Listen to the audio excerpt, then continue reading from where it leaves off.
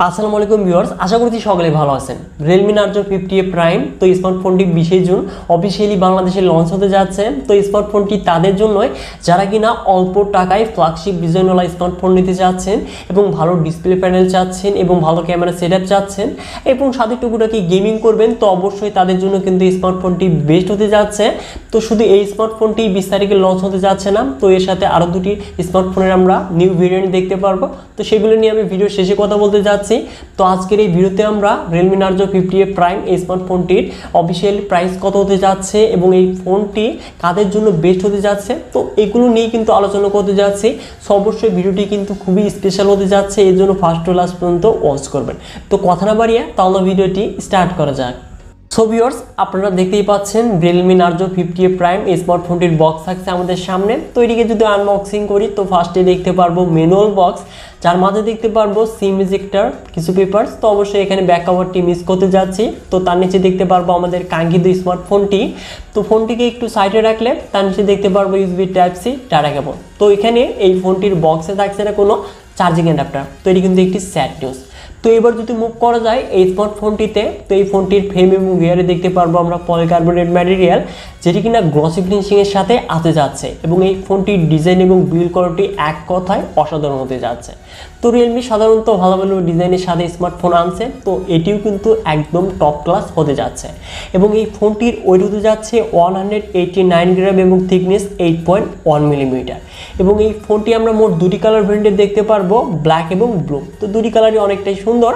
তো এই ফোনটির পোর্টস এবং বাটনে আসলে ডান সাইডে দেখতে পারবো পাওয়ার বাটন, যেটি কিনা সাইড মাউন্টেড ফিঙ্গারপ্রিন্ট হিসেবে কাজ করবে এবং বাম পাশে থাকছে ভলিউম আপ এবং ডাউন বাটনের সাথে ট্রিপল কার্সর, যেখানে আমরা দুটি সিম সহ একটি মেমোরি কার্ড ইউজ করতে পারবো এবং এই ফোনটির টপে কোনো কিছুই থাকছে না এবং নিচে দেখতে পারবো 3.5mm audio jack, primary microphone, USB type C port এবং স্পিকার গিল। তো এই কিন্তু ফোনটির বক্স কন্টেন্ট এবং বিল্ড কোয়ালিটি এবং ডিজাইন হতে যাচ্ছে। তো এই স্মার্টফোনটির ডিজাইন এবং বিল্ড কোয়ালিটি আমার পার্সোনালি অনেকটাই বেটার মনে হয়েছে। তো আপনাদের কাছে কেমন লাগলো অবশ্যই কমেন্ট বক্সে কমেন্ট করে জানিয়ে দিতে ভুলবেন না। তো এবার যদি মুভ করা যায় এই স্মার্টফোনটির ডিসপ্লেতে, তো এখানে আমরা ওয়াটার ড্রপ নচ দেখতে পারবো এবং 6.6 inches IPS LCD display panel থাকছে, যার রেজলিউশন ফুল এইচডি প্লাস, সাথে থাকছে 600 nits break brightness, 180 hertz touch sampling rate. তো অবশ্যই এই স্মার্টফোনটির ডিসপ্লেটি মানে এই বাজেটে অনেকটাই বেটার বলা যায়, বিশেষ করে এই স্মার্টফোনটির কালার, কন্ট্রাস্ট, ব্রাইটনেস তো অবশ্যই সকল কিছু বেটারই হতে যাচ্ছে এবং সানলাইটেও কিন্তু অনেকটাই ভিজিবল ডিসপ্লে পেতে যাচ্ছি। তো এবার যদি মুভ করা যায় এই স্মার্টফোনটির পারফরমেন্সে, তো অ্যান্ড্রয়েড ভার্সন 11 এর সাথে Realme UI আর এডিশন দেখতে পারবো। তো Realme UI এর একটি লিমিটেড ভার্সন এবং চিপসেট হিসেবে থাকছে ইউনোসক্স T612, যেটি কিনা 12nm আর্কিটেকচারে তৈরি একটি অক্টোকোর প্রসেসর, যার সর্বোচ্চ ক্লক স্পিড 1.8 GHz, যাতে জিপিইউ হিসেবে থাকছে Mali G57। তো এই চিপসেটের সাথে যদি আমরা অন্যান্য চিপসেটের কম্পেয়ার করি সেক্ষেত্রে MediaTek Helio G70 যে পারফরমেন্স, তো সেই পারফরমেন্সটাই কিন্তু পেতে যাচ্ছে স্মার্টফোনটির থেকে এবং এই স্মার্টফোনটি দিয়ে আমরা পাবজিতে এইচডি হাই সেটিংসে প্লে করতে পারবো, মানে মিডিয়াম সেটিংসে আমরা পাবজি খেলতে পারবো এবং বাকি যে গেমগুলো রয়েছে মানে ফ্রি ফায়ার ইত্যাদি, তো সেই গেমগুলো কিন্তু আমরা ইজিলি প্লে করতে পারবো এই স্মার্টফোনটি দিয়ে। তো অবশ্যই গেমিং পারফরমেন্স যে একদম টপ লেভেলের তা কিন্তু না, তো আমরা মিডিয়াম পারফরমেন্স পেতে যাচ্ছি এই স্মার্টফোনটির থেকে এবং এই চিপসেটটি কিন্তু আমরা Realme C31 তো এই ফোনটিতেও দেখেছি। তো পারফরমেন্স সম্পর্কে আমাদের প্রায় মোটামুটি সকলেরই ধারণা রয়েছে এবং এই ফোনটিতে র্যাম হিসেবে থাকছে LPDDR4X এবং স্টোরেজ টাইপ UFS 2.2।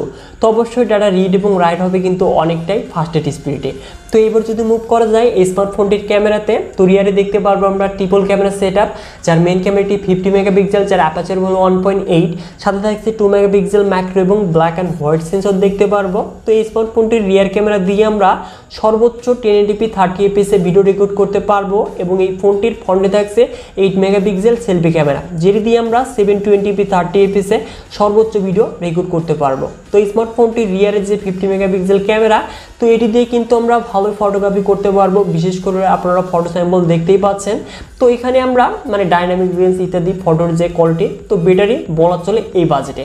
তো অবশ্যই এই বাজেট অনুযায়ী ভালোই পারফরমেন্স পেতে যাচ্ছে ক্যামেরাতে, তা তো বলতেই হচ্ছে। তো এবার যদি মুভ করা যায় স্মার্টফোনটির কমন ফিচার্সে, তো land, Bluetooth, GPS, USB type C এবং এই স্মার্টফোনটির সিক্রেট হিসেবে দেখতে পারবো আমরা সাইড মাউন্টেড ফিঙ্গারপ্রিন্ট স্ক্যানার, যেটি কিনা অনেকটাই ফাস্ট রেট এবং অ্যাকুরেট স্পিডটি হতে যাচ্ছে। সাথে দেখতে পারবো আমরা 5000 mAh ব্যাটারি, যেটি কিনা 18 ওয়াট ফাস্ট চার্জিং সাপোর্টেড, কিন্তু বক্সে থাকছে না কোনো চার্জিং অ্যাডাপ্টার। তো এটি কিন্তু একটি খারাপ বিষয়। তো রিয়েলমি এই স্মার্টফোনটি যে যে দেশে লঞ্চ করেছে, তো কোনো দেশেই তারা চার্জিং অ্যাডাপ্টারটি দেয়নি, তো এই জন্য বাংলাদেশেও থাকছে না। তো এখন কথা হচ্ছে এই স্মার্টফোনটির প্রাইসটা কত হতে যাচ্ছে। তো এই ফোনটি আমরা অফিসিয়ালি 14 থেকে 14.5 টাকায় লঞ্চ হতে দেখতে পারবো। তো এখন কথা হচ্ছে এই বাজেটে এই স্মার্টফোনটি নেওয়া উচিত কিনা। তো বিশেষ করে আপনারা যারা ফ্ল্যাগশিপ ডিজাইনওয়ালা স্মার্টফোন নিতে চাচ্ছেন এবং ফোনটির ডিসপ্লে ভালো চাচ্ছেন এই বাজেটে এবং ক্যামেরা সেটআপ ভালো চাচ্ছেন এবং মোটামুটি গেমিং করবেন, সেক্ষেত্রে অবশ্যই এই স্মার্টফোনটি আপনার জন্য বেস্ট একটি অপশন হতে যাচ্ছে 14,500 টাকা বাজেটে। তো এখন আসা যাক এই স্মার্টফোনটির সাথে রিয়েলমির যে আরও দুটি স্মার্টফোন লঞ্চ হতে যাচ্ছে, তো সেই দুটি স্মার্টফোনে তো রিয়েলমি নার্জো 50 এবং রিয়েলমি C35 এই দুটি স্মার্টফোনের 6128GB ভ্যারিয়েন্টটাও কিন্তু এই ফোনের সাথে অফিসিয়ালি লঞ্চ হতে যাচ্ছে। তো রিয়েলমি C35 নিয়ে ইন্টারেস্ট না হলেও রিয়েলমি নার্জো 50 এই স্মার্টফোনটি নিয়ে কিন্তু আপনারা অনেকটাই ইন্টারেস্টেড, কেননা এই স্মার্টফোনটি অফিসিয়াল প্রাইসটা কত হতে যাচ্ছে এ নিয়ে আপনারা অনেকেই কিন্তু অধীর আগ্রহে বসেছিলেন এতদিন। তো এই স্মার্টফোনটি আমরা 20,000 টাকার আশেপাশে কিন্তু অফিসিয়ালভাবে লঞ্চ হতে দেখতে পারবো এবং রিয়েলমির কিন্তু আরও দুটি স্মার্টফোন আমরা পরের মাসে দেখতে পারবো, যেমন রিয়েলমি 9 Pro এবং রিয়েলমি 9 Pro Plus 5G, এই দুটি স্মার্টফোন আসার সম্ভাবনা কিন্তু অনেকটাই বেশি রয়েছে। তো আজকের এই ভিডিওটি এই পর্যন্তই, আশা করছি ভিডিওটি ভালো লেগেছে।